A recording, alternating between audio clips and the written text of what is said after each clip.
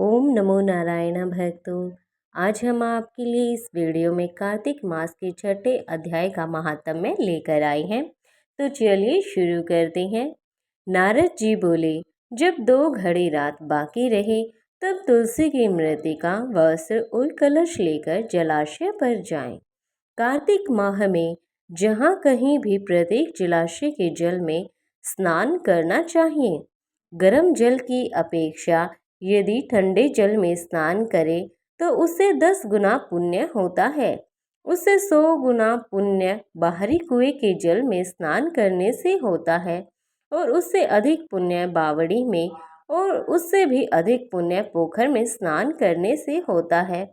उससे 10 गुना झरनों में और उससे भी अधिक पुण्य कार्तिक में नदी स्नान करने से होता है। उससे भी 10 गुना पुण्य वहाँ होता है जहाँ 2 नदियों का संगम हो, और यदि कहीं 3 नदियों का संगम हो तब तो पुण्य की कोई सीमा ही नहीं।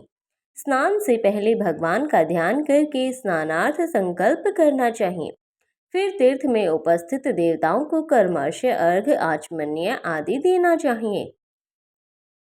हे कमलनाथ, आपको नमस्कार है। हे जलशाही भगवान, आपको प्रणाम है।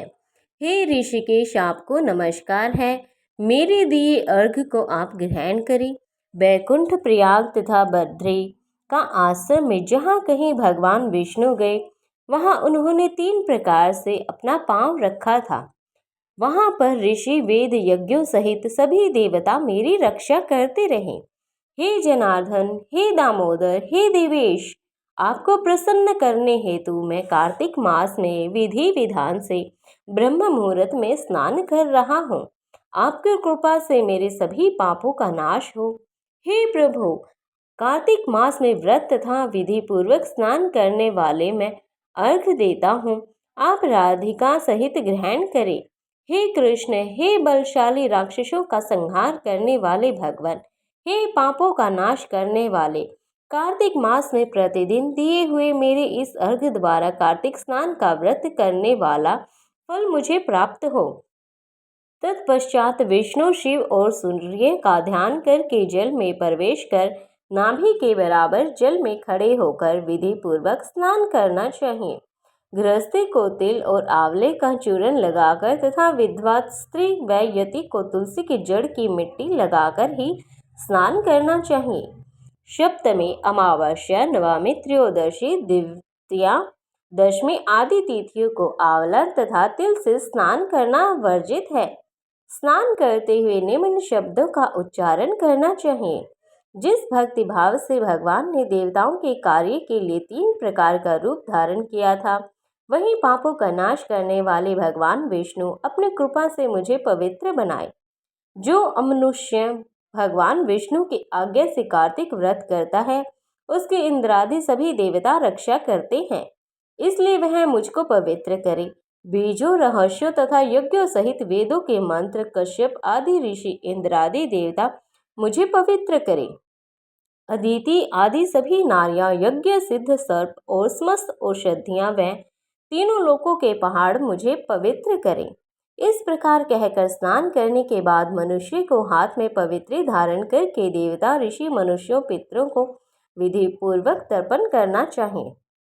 तर्पण करते समय तर्पण में जितने तिल रहती हैं उतने वर्ष पर्यंत व्रती के पितृगण स्वर्ग में वास करते हैं। उसके बाद व्रती को जल से निकालकर शुद्ध वस्त्र धारण करने चाहिए।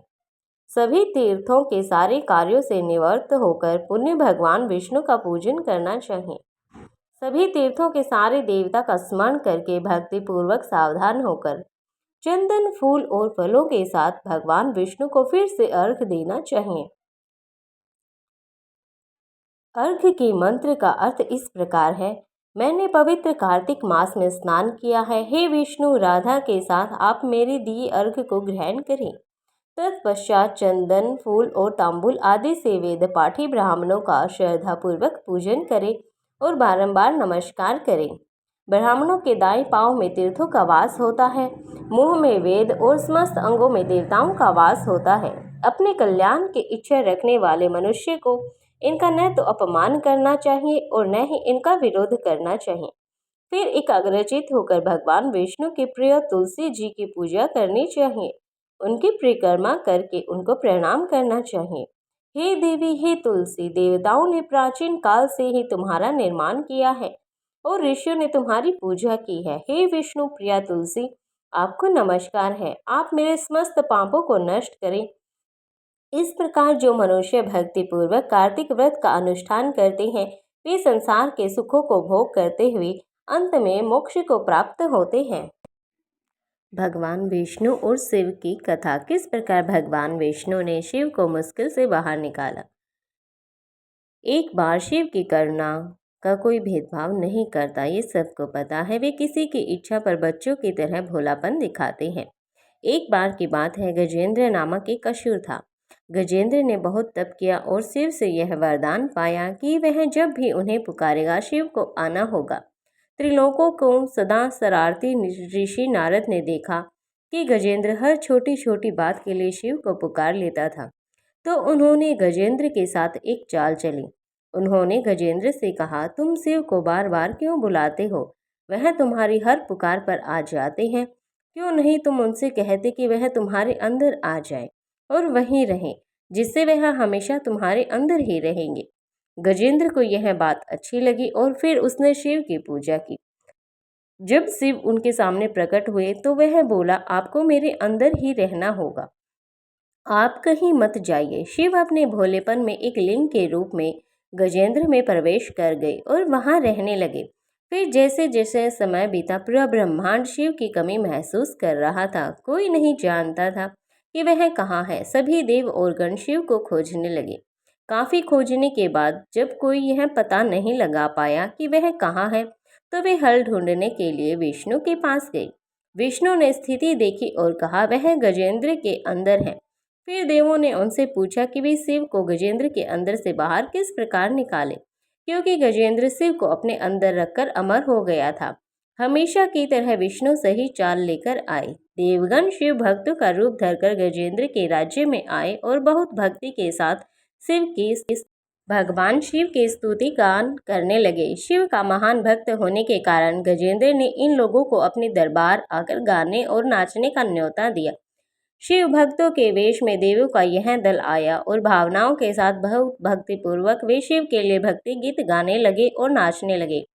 जो शिव गजेंद्र के अंदर बैठे हुए थे, अब वो खुद को रोक नहीं सकते थे। उन्होंने जवाब देना ही पड़ा और वह गजेंद्र के टुकड़े टुकड़े करके उससे बाहर आ गए। तो इस प्रकार भगवान विष्णु ने भगवान शिव को बाहर निकालने के लिए यह लीला रची।